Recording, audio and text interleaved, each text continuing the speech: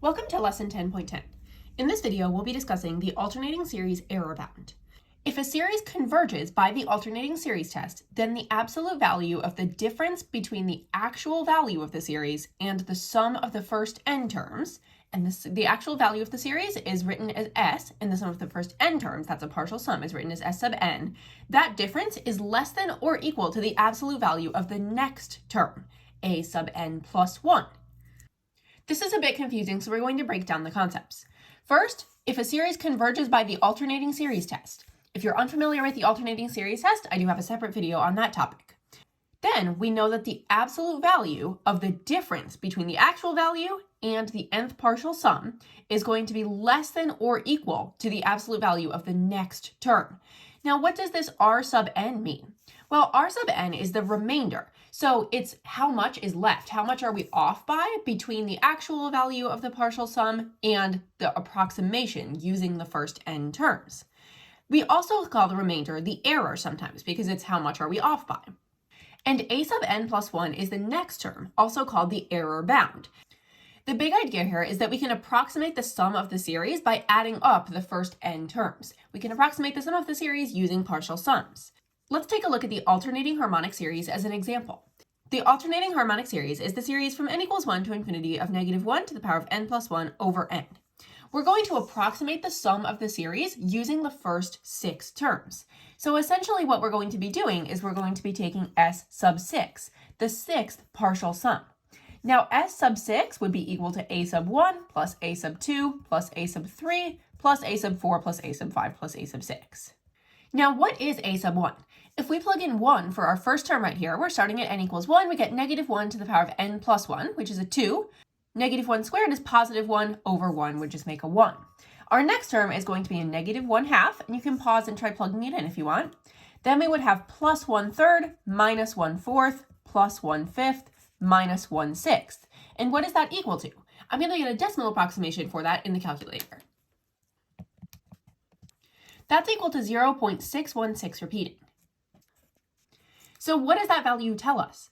Well, that tells us that the value of this series is approximately equal to 0.616. Then we can approximate how far off is this from the actual value of the series.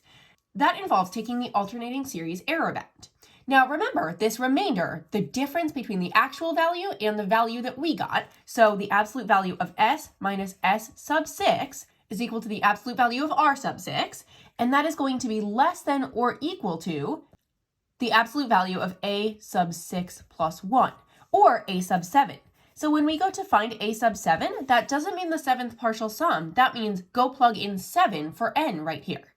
Take the seventh term of the series. So we would have negative 1 to the power of 7 plus 1, which is negative 1 to the 8th, positive 1 over 7. So that's equal to 1/7. What does that tell us? Well, that tells us that our approximation using the sixth partial sum is off from the actual value by a value that is less than or equal to 1/7. 1/7 as a decimal is approximately 0.143. Now, if we want to come up with a window for where is the actual sum of the series using the first 6 terms, we would say that s, the actual sum of the series, is going to be somewhere between 0.616 repeating plus the alternating series error bound, which is the 0.143, and the partial sum approximation, 0.616 repeating minus the alternating series error bound, 0.143. So our actual value for s is going to be somewhere in between here. Then we can add these up and get actual values too. When we compute those values, I get that s is going to be between 0.473 and 0.760. So we were able to get a somewhat accurate approximation just by adding up the first 6 terms. And that alternating series error bound, the next term, tells us how far off we are. Let's take a look at this in a graphical context. Let's graph the terms of this series. We're going to have n down here, and then we're going to have s sub n, the partial sum, up here. And this list of terms is going to be incredibly helpful. So our first partial sum, s sub 1, that's just going to be adding up the first term, so that's just a 1. So we'll plot the point at 1, 1, because we know that when n was equal to 1, s sub 1 was equal to 1. Then for s sub 2, we would take 1 minus 1/2, those first 2 terms, and that would be 1/2, or 0.5. So since n was equal to 2, we'll then plot 0.5. I'm going to go through and plot the rest of the partial sums on here as well.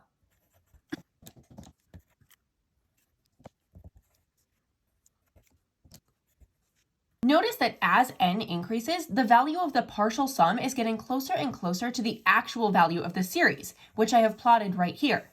So what we were saying here, when we were being asked to approximate the sum of the series using the first n terms, we were using this point right here as an approximation for this line. So we were pretty close, but to determine how far off we were, we looked at the absolute value of the next term. A sub 7 was equal to 1/7. So if we take a look at this error right here, this is the error, the difference between the actual value and the partial sum value. That error is going to be less than or equal to the absolute value of 1/7, the next term in the sequence. Approximate the sum of the convergent series from n equals 1 to infinity of -1 to the power of n over 7 times the square root of n cubed using the first 4 terms. Since it tells us explicitly to use the first 4 terms and we're starting at n equals 1, that means that we'll be taking s sub 4, the partial sum with the first 4 terms. Now we can also write this as the series from n equals 1 to 4 of -1 to the power of n over 7 rad n cubed. Now fortunately there is actually a simpler way that you can put this in the calculator rather than writing out the first 4 terms and then adding them all up. If you hit the math button and then scroll all the way down to math 0, or just hit the number 0, that's going to get you to a summation. And it's okay if you use x right here. I'm just going to say let x equal 1, and then up top x will be equal to 4, and then we type in the a sub n right there. And it says that the fourth partial sum is going to be equal to -0.101985. And we'll keep a few decimal places on for now. So this is our approximation for the actual value of the series. Then we have to figure out how much are we off by. We know that the absolute value of the remainder, r sub n, is going to be less than or equal to a sub n plus 1. Now, since we used 4 terms here, we're going to say that the absolute value of r sub 4, the remainder or the error when we use the fourth partial sum, is less than or equal to the absolute value of a sub 5. Now, what is a sub 5? Well, then we just need to plug in 5 over here. A sub 5 is equal to -0.01277. Now, if we take the absolute value of the fifth term, we would have positive 0.01277. So what this means is that the actual value of the series, which we're going to call s, the upper bound using the alternating series error bound is going to be this value, -0.101985, plus the absolute value of this fifth term, the alternating series error bound, so plus 0.01277. And the lower bound, we know that s is not going to be less than -0.101985 minus that alternating series error bound, minus the 0.01277. Then we can calculate some actual decimals for this and get our interval for s. So using the first 4 terms, we know that our actual sum, the actual sum of the series represented by s, is going to be somewhere between -0.115 and -0.089. Now, that's a pretty good approximation, especially considering that we only used 4 terms. Approximate the sum of the convergent series using the first 3 terms. This means that to approximate the sum of the series, we're going to say s is approximately s sub 3, the third partial sum.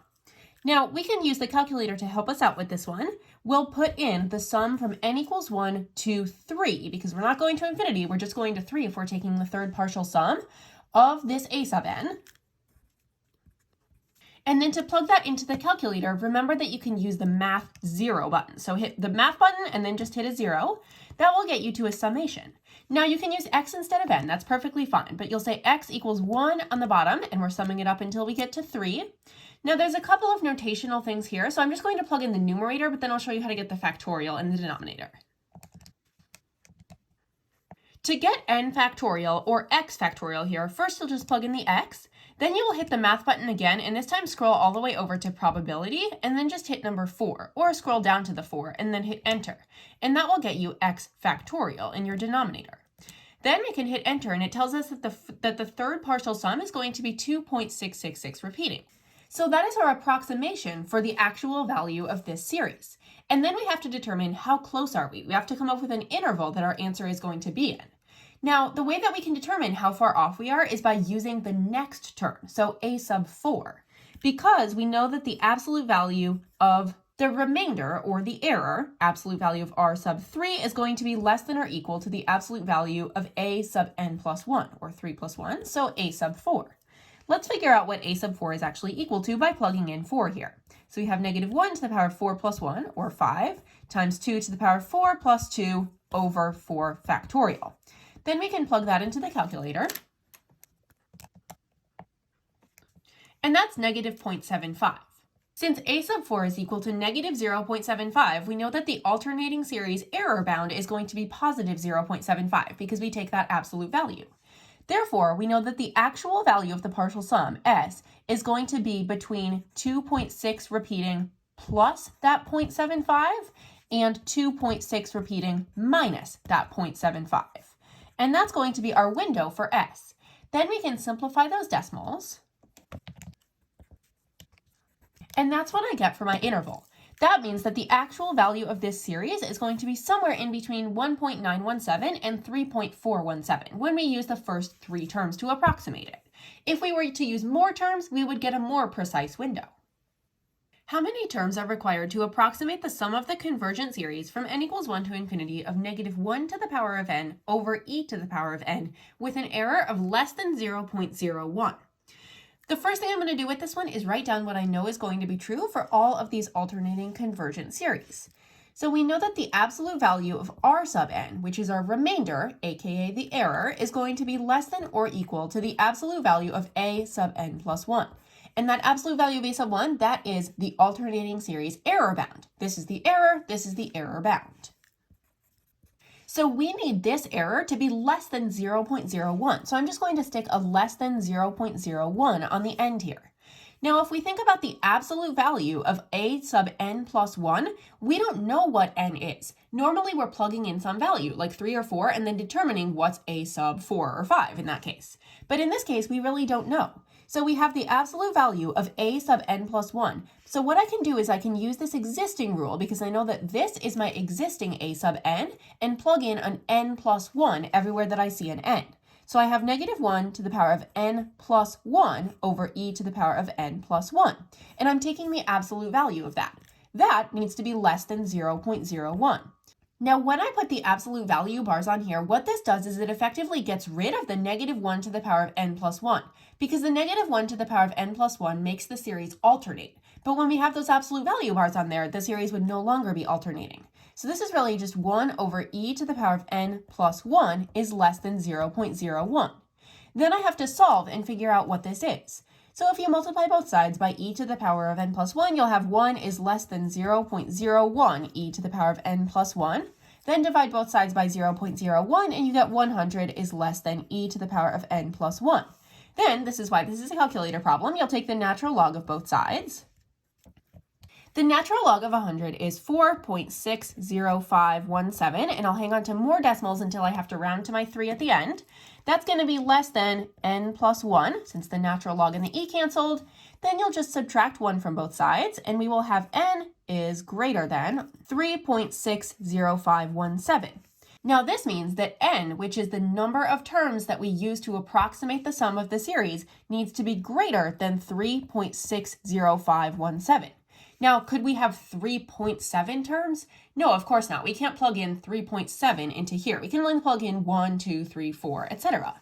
That means that the first whole term that we're going to be using is a 4 here. So n needs to be equal to 4. We need 4 terms to approximate the sum of the convergent series with an error of less than 0.01. If the partial sum with 4 terms is used to approximate the value of the convergent series from n equals 2, that's a little bit different than we're used to infinity, of negative 1 to the power of n plus 1 times 3n over 2n cubed, what is the alternating series error bound? The alternating series error bound simply means what's the absolute value of the next term. So if we used 4 terms to approximate the value of the convergent series, that means that since we started at n equals 2, we used n equals 2, n equals 3, n equals 4, and n equals 5. And then when we take the absolute value of that next term, that's the alternating series error bound. So we'll plug in a 6 right here. We have negative 1 to the power of 6 plus 1 times 3 times 6 over 2 times 6 cubed. Now negative 1 to the power of 7 is going to be a negative 1, so we have negative 18 on the top over 2 times 216. Then we just need to simplify. That's really negative 9 over 216, and that's still not matching any of the answer choices, so let's divide by 3. That's negative 3 over 72. We can simplify even more. That would be negative 1 over 24. Then we just take the absolute value of that term, and the absolute value of negative 1/24 is equal to positive 1/24. Therefore, choice B is correct. 1/24 is the alternating series error bound. The series from n equals 1 to infinity of negative 1 to the power of n minus 1 times a sub n converges to s. That should make sense because we typically use s to represent the actual value of the series. It is known that f of x is equal to a sub n is both positive and continuous for all n being greater than or equal to 1. Let s sub n represent the nth partial sum of the series. Which of the following statements must be true? Now we know that this series is going to be alternating because we see this negative 1 to the power of n minus 1.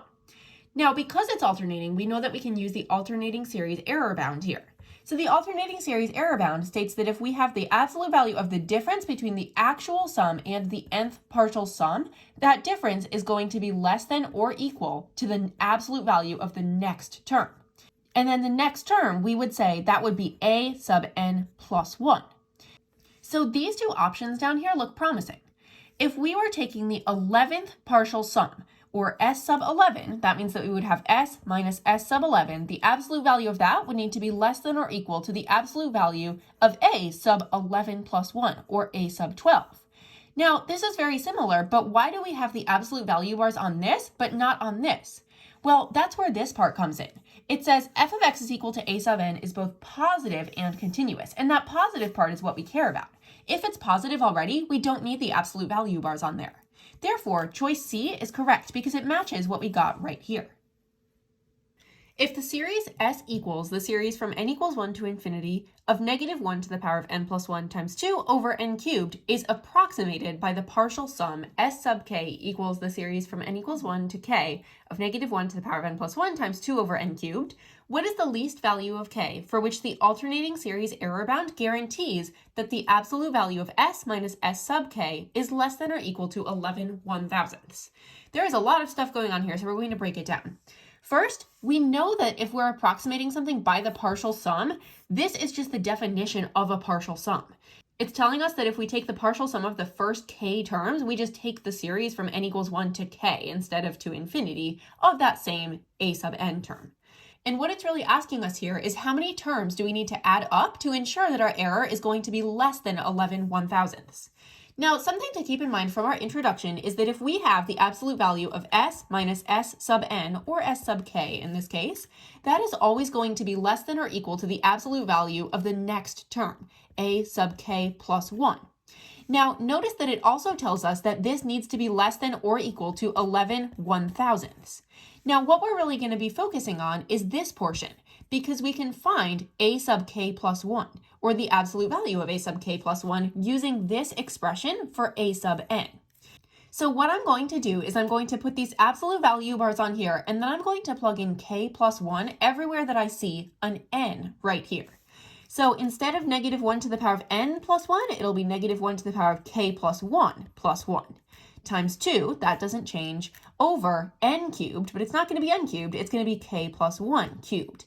That absolute value, which is the same thing as the a sub k plus 1, needs to be less than or equal to 11/1000ths. Now, thinking about what these absolute value bars do, the absolute value bars effectively get rid of the alternating portion of the series. Because that negative 1 to the power of k plus 2, that's just going to make our series alternate between positive and negative. And if we're taking the absolute value, we only want the positive portion. So we're going to be left with 2 over k plus 1 cubed needs to be less than or equal to 11/1000ths. Then we just need to solve this inequality. Multiply both sides by 1,000, and we have 2,000, and we'll also multiply both sides by the k plus 1 cubed is less than or equal to 11 times k plus 1 cubed. That means that 2,011ths is less than or equal to k plus 1 cubed. Then we take the cube root of both sides, And this is where the calculator is going to come in handy. So we would take our 2011ths and then raise that to the power of 1/3 to take the cube root. So we get that 5.66516, hanging on to a lot of decimals for right now, is going to be less than or equal to k plus 1. Then we subtract 1 from both sides, and we get that 4.66516 is going to be less than or equal to k. This means that k needs to be greater than or equal to 4.66516. Remember that k is the number of terms in our partial sum. So if k needs to be greater than or equal to 4.66516, that means that we need to add up at least 4.6-ish terms in order to get an error of less than 11 1/1000ths. And of course, we can't take 4.6 terms. We can only take terms in whole numbers. It asks for the least value of k that still satisfies this inequality. So since 5 is the first value of k that we can plug in, choice D is the correct answer. That means that if we add up the first 5 terms, if we take the fifth partial sum, that fifth partial sum is going to be off from our actual value, S, the sum of the series, by less than 11 1/1000ths. If the series S equals the sum from n equals 1 to infinity of -1 to the power of n plus 1 times n over 2e to the power of n is approximated by the partial sum S sub k equals the series from n equals 1 to k of -1 to the power of n plus 1 times n over 2e to the n, so same a sub n term here, it's just giving us what the definition of a partial sum is. What is the least value of k for which the alternating series error bound guarantees that the absolute value of s minus s sub k, so our error, is less than or equal to 0.004? We're going to begin by setting this one up with the inequality that we used in the last problem. We know that the absolute value of the actual sum minus s sub k, so our error, how far off we are between our actual sum and our partial sum approximation, that's going to be less than or equal to the absolute value of a sub k plus 1, our next term. And we know that this also needs to be less than or equal to 0.004. Now we're going to focus on this portion of the inequality.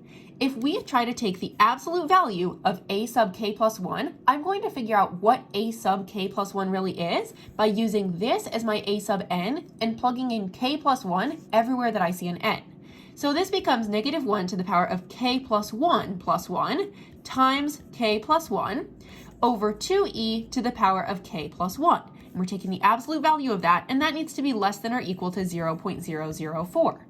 When we have the absolute value and we have this alternator right here, the -1 to the power of k plus 2, the absolute value is going to cancel out this alternating portion. So we're really just left with k plus 1 over 2e to the power of k plus 1 needs to be less than or equal to 0.004. Now, there are a couple of ways that we can evaluate this, but one of my preferred methods is to just, if we have access to the graphing calculator, just plot the lines y equals x plus 1 over 2e to the x plus 1 and the line y equals 0.004 and see when this one starts to dip below that constant line. So what I'm going to do is grab the graphing calculator. In my y1 function, I'm going to plot 0.004. In my y2 function, I'm going to plot x plus 1 divided by that 2e to the power of x plus 1. Make sure you use parentheses as needed. Now, when I'm taking a look at the window that I want to see here, you can hit the window button. On my x-axis, I'm going to want to go from 0 to 10 because that's a good starting window to go from. You know that you're not going to be winding up with negative terms because we can't plug in like a sub -3 or something. We wouldn't really do that. And then on the y-axis, I'm going to go from 0 to 0.05 because I want to be able to see that 0.004. Then I'll graph that and see what it looks like. That's my line for y equals 0.004, and that's my line for the other equation. Now I have to figure out, what is this point? When is this going to be less than or equal to the 0.004? What's that point of intersection? So I'll hit the second trace button, and then number 5 for the point of intersection. Hit enter for the first curve, enter for the second curve, and then enter one more time. And it says that x equals 5.7357. Now, in terms of what that means for k, that means that when k is greater than or equal to 5.7357, we know that that inequality is going to be satisfied. Because we see that once k passes that point, then this equation is going to be less than or equal to this one. Let's think about what this means in the context of the problem.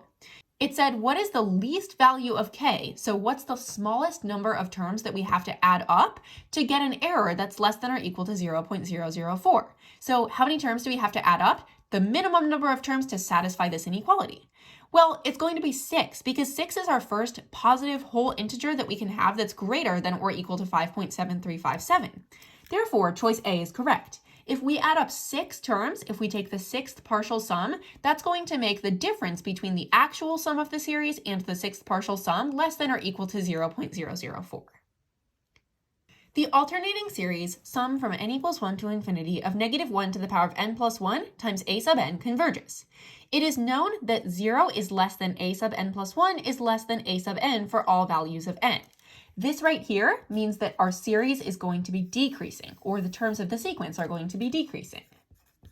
It is also known that s sub 3, the third partial sum, is equal to 0.417, s sub 4 equals 0.401, and s sub 5 equals 0.407, where s sub n represents the nth partial sum. We already knew that. If s sub 4 is used to approximate the value of the series, what is the alternating series error bound? Remember that if we're approximating the value of the series using the nth partial sum, the absolute value of s minus s sub n, where we're using the nth partial sum, that difference is going to be less than or equal to the absolute value of the next term, so a sub n plus 1. Now, it specifically said that we used s sub 4 to approximate the value of the series. So this means that we took s minus s sub 4, and that difference between the fourth partial sum and the actual value of the series is going to be less than or equal to the fifth term, because we take n plus 1, 4 plus 1. When it asks for the alternating series error bound, this is the alternating series error bound. It's the absolute value of the next term. So what is the absolute value of the next term? Well, they gave us what s sub 5 was equal to, but that's not what the fifth term is. That's the fifth partial sum. However, we do know that if we can find what the difference was between the fifth partial sum and the fourth partial sum, we had to have added that a sub 5 term. So another way to think about that is if we took s sub 4, the fourth partial sum, plus a sub 5, the fifth term, that gets us up to the fifth partial sum. Now we have both s sub 4 and s sub 5. S sub 4 is 0.401 plus a sub 5 is equal to s sub 5 is equal to 0.407. Subtract 0.401 from both sides and we get a sub 5 is equal to 0.006. The absolute value of a sub 5, or of 0.006, is the alternating series error bound. That means that choice C is correct.